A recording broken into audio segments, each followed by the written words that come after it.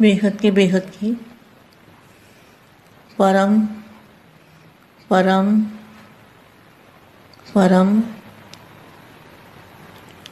महाशांति है, महाशांति है, महाशांति है। बेहद की परम शांति। सोचते सोचते बेहद के दादाजी से कनेक्शन जोड़ लो और दादाजी से पावर लो। अपनी आत्मा में, आत्म स्वरूप में टिक के और दादाजी से पावर लो तो क्या होगा? आपकी आत्मा में लाइट भी आ जाएगी और पावर भी आ जाएगी। दोनों चीज़ें साथ में आएगी और चुंबकीय शक्ति आ जाएगी। निसंकल्प अवस्था बनेगी।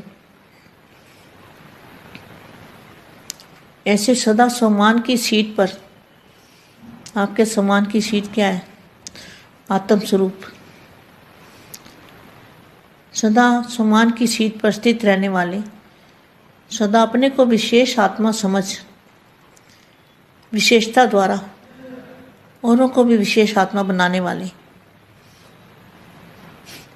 सदा फॉलो फादर करने वाले, वफादार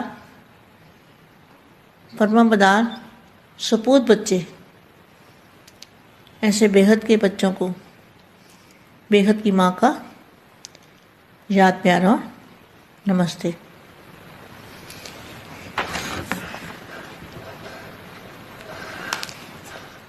हर एक अपनी श्रेष्ठ तकदीर को जानते हो?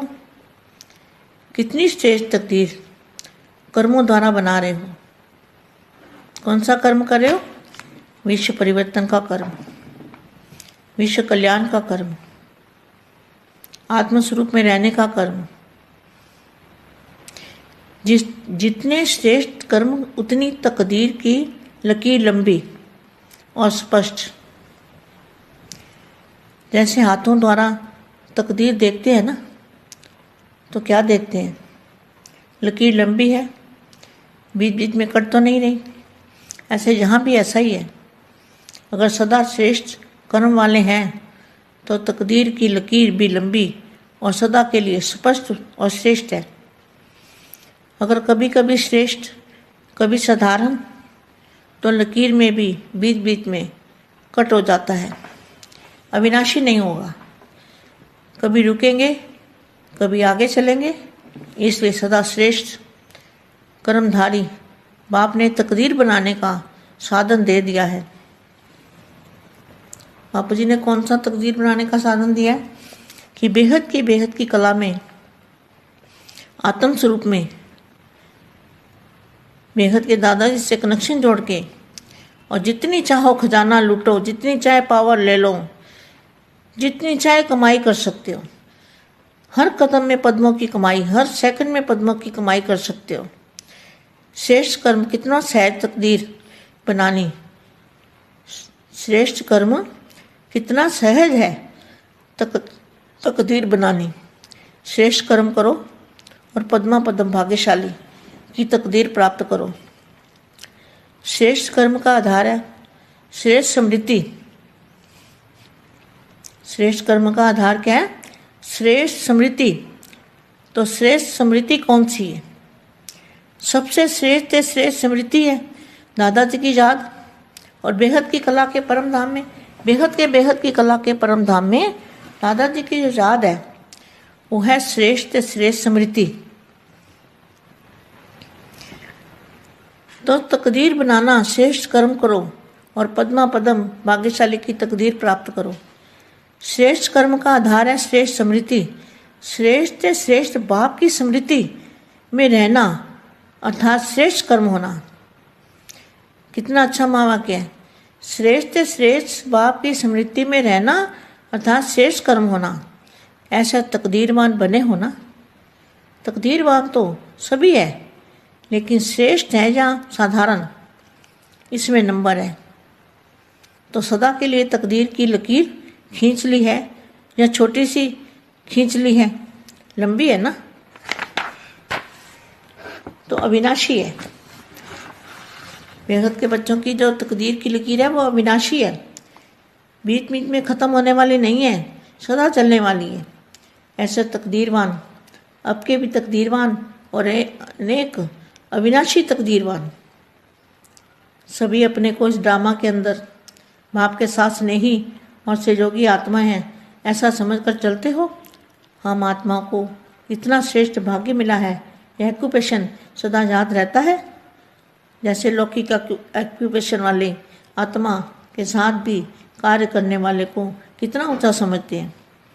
जैसे कोई बहुत बड़ा आदमी होता है तो उसके साथ काम करने वाले को भी बहुत बड़ा समझते हैं ना। ऐसे हम बेहद के बापू जी के साथ हैं, बेहद के दादाजी के साथ हैं, तो हम भी ऊंची तकदीर वाले बन गए। हम आत्माओं को इतना श्रेष्ठ भाग्य मिला, यह एक्यूपेशन सदा याद रहता है। जैसे लौकिक एक्यूपेशन वाली आत्मा के साथ भी कार्य करने वाले को कितना ऊंचा समझते हैं, लेकिन आपका पाठ, आपका कार्य स्वयं बाप के साथ है तो कितना श्रेष्ठ पाठ हो गया। ऐसे समझते हो, पहले तो सिर्फ पुकारते थे थोड़ी घड़ी के लिए दर्शन मिल जाए। यहाँ बेहद के बच्चे भी पुकारते थे ना कि थोड़ी घड़ी के लिए भगवान के दर्शन हो जाए। पहले तो सिर्फ पुकारते थे कि थोड़ी घड़ी के लिए दर्शन मिल जाए, यही इच्छा रखते थे ना। अधिकारी बनने की इच्छा व संकल्प तो सोच भी नहीं सकते थे, असंभव समझते थे। कोई समझ सकता है दुनिया के अंदर कि भगवान इतना ऊंचे से ऊंचा भगवान धरती पर आया हुआ है और हमें मिल रहा है। बेगत के बच्चों को असंभव समझते थे, लेकिन अभी जो संभव बात थी, वह असंभव बात थी, वो असंभव हो गई, साकार हो गई। क्या लेकिन अभी जो असंभव बात थी वह संभव और साकार हो गई। तो साकार में बापू जी मिले, साकार में ऊंचे से ऊंचा भगवान मिला, तो बात साकार हो गई ना वो। तो यह स्मृति रहती है, सदा स्मृति रहती है कि कभी कभी, अगर कभी कभी रहती है तो प्राप्ति क्या करेंगे। कभी कभी राज्य मिलेगा, कभी राजा कभी प्रजा, तो सदा के राजयोगी वही सदा के राधे हैं। अधिकार तो अविनाशी और सदा काल का है। जितना समय आपने गारंटी दी है आधा, फिर क्या लिखा है, यह सितारों का अलौकिक संगठन है। जो बेहद के बच्चों का संगठन है, यह सितारों का अलौकिक संगठन है। हर सितारे में अपनी अपनी विशेषता है। हर एक सितारा आवश्यक है और महत्वपूर्ण कार्य करने वाला है। जिस बाप को शास्त्रों, धर्म, विज्ञान, राज्य आदि की अथॉरिटी वाले नहीं जानते, केवल आह्वान कर रहे हैं, आप सब उस बाप के मिलन मना रहे हो। यह विशेषता की महानता आप सभी की है। आप सभी गुणवान हो, महान हो, चैतन्य तारामंडल के शोभा हो। तो यह सम्मान की इस सीट पर सेट रहो, सदा हर्षित रहो। परम शांति, बेहद की परम परम परम महाशांति है, महाशांति है, महाशांति है। బేహద్ పరం మహాశాంతి. బేహద్ మా బేహద్ పిల్లలకి పరం లైటును ఎలా ధారణ చేయాలో చెప్తూ ఉన్నారు. అందరికీ పరం మహాశాంతి చెప్తూ మా అంటూ ఉన్నారు. ఈరోజు నేను బేహద్ పిల్లలకి స్వ ఉన్నతి కొరకు, ఆత్మస్వరూపంలో స్థిరంగా ఉండుట కొరకు, ఇక ముందు కూడా ఉన్నతిని ఎలా పొందాలి, దీని గురించి నేను బేహద్దు విషయాలు చెప్పదలుచుకున్నాను అంటూ ఉన్నారు. దీనికి సంబంధించిన హిందీ వీడియో ఇప్పటి వరకు మీరు విన్నారు. దీనికి తెలుగు అనువాదం. ఈరోజు నిస్సంకల్ప స్థితి ఎలా తయారు కావాలో నేను చెప్తాను బేటా అంటూ ఉన్నారు. దీనితో మనం బేహద్కే బేహద్దు ఆత్మ లోపల పవర్ అనేది వస్తూ ఉంటుంది. ఎప్పుడైతే పవర్ వస్తుందో ఆత్మ కూడా నిస్సంకల్పంగా అయిపోతూ ఉంటుంది. మన లోపల అయస్కాంతం యొక్క శక్తి వస్తుంది. నిస్సంకల్ప స్థితి అవ్వటంతో ఆత్మలో బేహద్దు శాంతి వస్తుంది. మరలా ఆత్మకు గుర్తు కూడా లభిస్తూ ఉంటుంది. మనము బేహద్దు శాంతి పొందుతాము. ఆత్మ కూడా పరం మహాశాంతి లభిస్తూ ఉంటుంది. ఎప్పుడైతే మనం కోప్పడుతూ ఉంటామో అప్పుడు అశాంతి పడతాము. ఎప్పుడైతే నిస్సంకల్ప స్థితి బేహద్ శాంతి వస్తుందో కోప్పడము. ఆత్మ ప్రతి పరిస్థితిలోనూ శాంతిగా ఉంటూ ఉంటుంది. దీంతో తెలుస్తూ ఉంది ఆత్మ లోపల శక్తి, పవరు, బేహద్ దాదాజీ యొక్క పవరు ఉన్నది, వచ్చింది అని. దీనితో సంకల్పం కూడా రానే రాదు. మనము ఈ యొక్క పవర్లో ఉంటూ ఆత్మస్వరూపంలో ఉంటూ ఏ సంకల్పం చేస్తూ ఉంటామో అది కూడా చాలా పెద్ద యాక్షన్ అవుతుంది. ఆ యొక్క యాక్షన్ యొక్క రియాక్షన్ కూడా ఆత్మ లోపల తిరిగి రావటం జరుగుతుంది. అంటే నేను ఇక్కడ చెప్పేది ఏంటి అంటే, ఎప్పుడైతే ఆత్మకు బేహద్ పవర్ వస్తుందో దాని గుర్తు ఎలా ఉంటుంది అంటే ఆత్మ శాంతిని పొందుతూ ఉంటుంది. ఆత్మ ఏకదం పరం శాంతిమయం అవుతూ ఉంటుంది. వారి దగ్గరికి రావటంతో అందరికీ శాంతి కూడా లభిస్తూ ఉంది. దీనికి ఎలా పరీక్ష తీసుకోవాలి అంటే, మనము రెండు విషయాలు జ్ఞాపకం ఉంచుకోవాలి. ఎవరికైతే వెంటనే కోపం వస్తూ ఉంటుందో దానికి గుర్తు వారి లోపల పవర్ లేదు అని.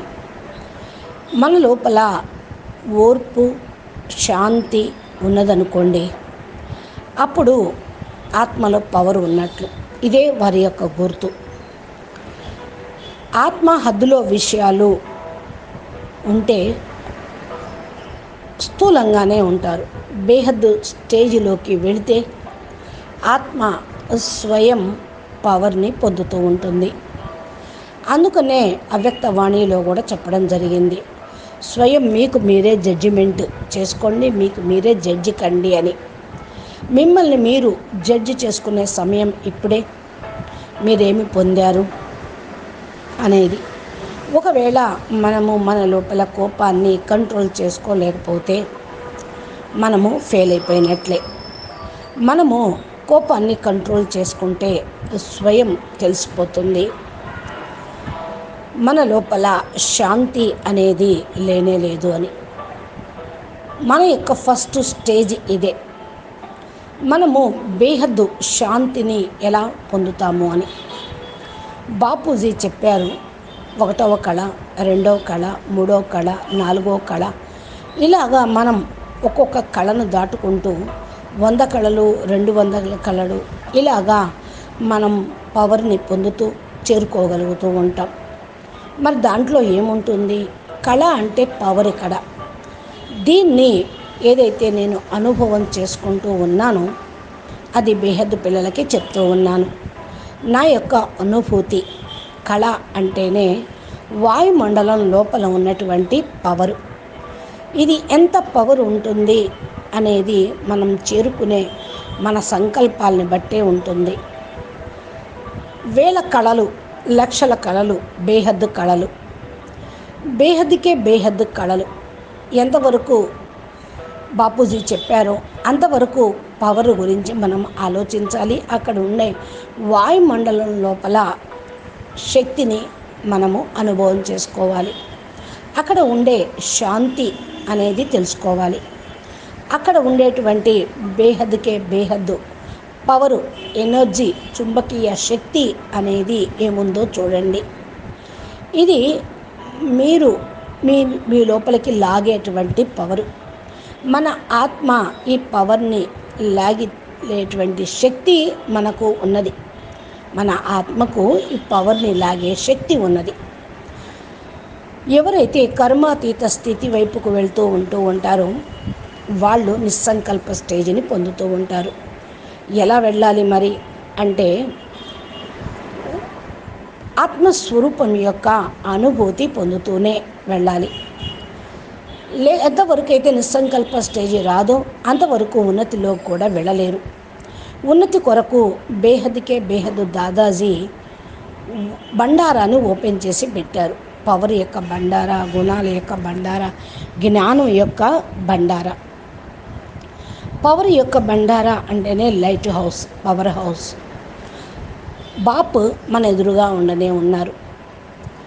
ఏదైతే అక్కడ మరి బేహద్కే బేహద్ కళల పవర్లో వాయుమండలం ఉన్నదో ఆ పవర్ని మనము పొందాలి. హల్కా వాయుమండలం ఉన్నది, చాలా పవర్ ఉన్నది అక్కడ. ఆ వాయుమండలం నుండి 1వ కళ, 2వ కళ, 3వ కళ మీరు పవర్ని పొందుతూ 1వ వంశావళి, 2వ వంశావళి అంటూ లెక్క పెట్టుకుంటూ అక్కడ ఉన్నటువంటి వాతావరణాన్ని మనము డైమెన్షన్ ఏదైతే అంటూ ఉన్నామో ఆ పవరు వేరువేరుగా ఉంటూ ఉంటుంది.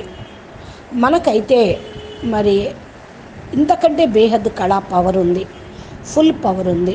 బేహద్కే బేహద్ పవరు, బేహద్కే బేహద్ శక్తి, పరం శక్తులు కావాలి. మన ఆత్మ లోపల అంత పవర్ కావాలి. శక్తి ఎప్పుడైతే వస్తూ ఉంటుందో అప్పుడు ఆనంద స్వరూపంలో ఉంటారు. నిస్సంకల్ప స్థితి అనేది తయారవుతుంది. నష్టో మోహ స్టేజ్ కూడా స్వయంగా తయారవుతుంది. మీరు తయారు చేసుకోవాల్సిన అవసరం లేదు. ఆటోమేటిక్గా మీ ఆత్మలో రికార్డింగ్ అయ్యే ఉంది. మీరు పరం లైట్, పరం ప్రకాశ స్వరూపంలోనే రచయించబడ్డారు. దేహము, దేహ సంబంధాల నుండి మీరు విముక్తి అయిపోతూ ఉంటే స్వయం పవర్ఫుల్గా కాగలుగుతారు. మీరు స్వయంగా అన్నిటికీ దూరం అయిపోతూ ఉంటారు. మీకు మీరే మీ స్టేజ్ని తయారు చేసుకోవాలి. స్వయం మీరు కనెక్షన్లో ఉండాలి. దూరంగా ఉన్నప్పటికీ బేహద్ స్టేజ్లోకి వెళ్ళిపోవాలి. బేహద్కే బేహద్ పవరు మీ లోపలికి వస్తుంది, శక్తి వస్తుంది, గుర్తింపు వస్తుంది. కూర్చొనే మీరు నిస్సంకల్ప స్థితిలోకి వెళ్ళిపోతారు. నిస్సంకల్ప స్థితి ఏదైతే ఆత్మస్వరూపం యొక్క అనుభూతి స్వయం పొందుతూ ఉంటారో అది చాలా గొప్ప పవరు. దాదాజీతోటి కనెక్షన్ జోడించడంతో ఆ కనెక్షన్లోని పవరు పిల్లలకు వస్తూ ఉంటుంది. ఇప్పుడు మన పవర్ అంతా కూడా ఏమిటో తెలుసుకున్నాము. ఏ స్టేజిలో మనము పైనుండి కిందకు వచ్చాము, మళ్ళీ ఎలా పైకి వెళ్ళాలో తెలుస్తుంది. మరి ఎవరి స్టేజి ఏమిటి, ఎవరు నిస్సంకల్పంగా ఉన్నారు, ఎవరు సంకల్పాలు నడిపిస్తూ ఉన్నారనేది తెలియదు. హద్దులో విషయాలు ఆలోచించొద్దు, చూడను వద్దు. ఇది నేను తెలుసుకోలేదనుకోని అని అనుకోకండి. అర్థం చేయిస్తూ ఉన్నాను. నాకు అనుభూతి అవుతూ ఉంది. నిస్సంకల్ప స్థితి అవ్వటానికి, కర్మాతీత స్టేజ్ వైపుకు వెళ్ళటానికి మన యొక్క కర్మ భోగము సమాప్తం అయిపోతూ ఉంటుంది. మన కర్మ భోగం ఏదైతే సమాప్తమైనదో అప్పుడు మనకు శాంతి, పరమశక్తులు బేహద్దు దాదాజీ ద్వారా, బాపూజీ ద్వారా మనకు లభిస్తాయి. మన లోపల ఏదైతే పవర్ ఉందో అది భస్మం అయిపోతుంది, సమాప్తం అయిపోతుంది, డైల్యూట్ అయిపోతుంది. ఇప్పుడు మీరు ముందుకి వెళ్ళండి. మీరు ఎంతెంతగా అర్థం చేసుకుంటూ ఉంటారో అంతగా బేహద్దులో చెప్పగలుగుతూ ఉంటారు. ఇది రియలైజ్ చేసుకోండి. నేను మీకు చెప్తున్న విషయాన్ని అనుభూతిలోకి తెచ్చుకోండి. ప్రతి ఒక్క ప్రదేశంలో ఎంతెంత మరి పవరు పైన మీరు వదిలేసి వచ్చారో అక్కడ ఉన్నదో తీసుకోండి. ఫస్ట్ వంశావళి, 1వ మెట్టు, 2వ మెట్టు, 3వ మెట్టు అట్లా వెళ్తూ మెట్టు ఎక్కుతూ వెళ్ళండి. ప్రతి ప్రదేశంలోనూ వాయుమండలంలో కూడా పవర్ ఉంది. దృఢంగా తయారు చేసుకోండి, పవర్ఫుల్గా కండి. మనం కోరుకునేది బేహద్కే బేహద్దు శక్తులు. మన యొక్క టార్గెట్ ఇదే. మనము గమ్యం వరకు చేరుకోవాలి. బేహద్ దాదాజీతోటి కనెక్షన్ జోడించి పవర్ తీసుకోవాలి. ఆ వాతావరణంలో మనము స్వయం బుద్ధిని నడిపించాలి. ఆటోమేటిక్గా మనకు అలవాటైపోతుంది. నిస్సంకల్ప స్థితి అలవాటవుతుంది. మన ఎదురుగా కూడా ఏదైతే సంకల్పం వస్తుందో అది మనం పొందాలి. ఆత్మ నిస్సంకల్పంగా అయిపోతుంది. సంకల్పం నడిపించటం అంటేనే మరి శక్తి సంపోటము. ఆలోచించండి. నన్ను ఎవరు అడగాల్సిన అవసరం ఏమీ లేదు. అడిగేటువంటి బాపు మన ఎదురుగా ఉండనే ఉన్నారు. మిమ్మల్ని మీరు చూసుకోండి. నిస్సంకల్ప స్థితిలోకి వెళ్ళండి. ఈ విధంగా మీకు పవర్ అంతా లభించడంతో ఒకరికొకరు బాపు దగ్గరికి చేరుకుంటూ ఉంటారు.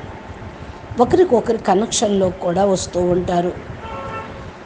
ఈ విధంగా నా బుద్ధిలోకి వచ్చిన విషయాన్ని మీకు నేను చెప్తున్నాను అంటున్నారు మా. నేను ఏదైతే ఆలోచించానో, అర్థం చేసుకున్నానో ఆ అనుభవాన్ని మీకు చెప్తూ ఉన్నాను అంటూ ఉన్నారు. అచ్చా, పరం శాంతి. నమస్తే, ధన్యవాదాలు.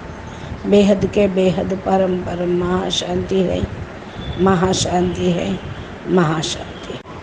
बेहद परम महाशांति. బేహద్దు మా బేహద్దు పిల్లలకి పరం లైటును ఎలా ధారణ చేయాలో చెప్తూ ఉన్నారు. అందరికీ పరం మహాశాంతి చెప్తూ మా అంటూ ఉన్నారు. ఈరోజు నేను బేహద్దు పిల్లలకి స్వ ఉన్నతి కొరకు, ఆత్మస్వరూపంలో స్థిరంగా ఉండుట కొరకు, ఇక ముందు కూడా ఉన్నతిని ఎలా పొందాలి, దీని గురించి నేను బేహద్దు విషయాలు చెప్పదలుచుకున్నాను అంటూ ఉన్నారు. దీనికి సంబంధించిన హిందీ వీడియో ఇప్పటి వరకు మీరు విన్నారు. దీనికి తెలుగు అనువాదం. ఈరోజు నిస్సంకల్ప స్థితి ఎలా తయారు కావాలో నేను చెప్తాను బేటా అంటూ ఉన్నారు. దీనితో మనం బేహద్కే బేహద్దు ఆత్మ లోపల పవర్ అనేది వస్తూ ఉంటుంది. ఎప్పుడైతే పవర్ వస్తుందో ఆత్మ కూడా నిస్సంకల్పంగా అయిపోతూ ఉంటుంది. మన లోపల అయస్కాంతం యొక్క శక్తి వస్తుంది. నిస్సంకల్ప స్థితి అవ్వటంతో ఆత్మలో బేహద్దు శాంతి వస్తుంది. మరలా ఆత్మకు గుర్తు కూడా లభిస్తూ ఉంటుంది. మనము బేహద్దు శాంతి పొందుతాము. ఆత్మ కూడా పరం మహాశాంతి లభిస్తూ ఉంటుంది. ఎప్పుడైతే మనం కోప్పడుతూ ఉంటామో అప్పుడు అశాంతి పడతాము.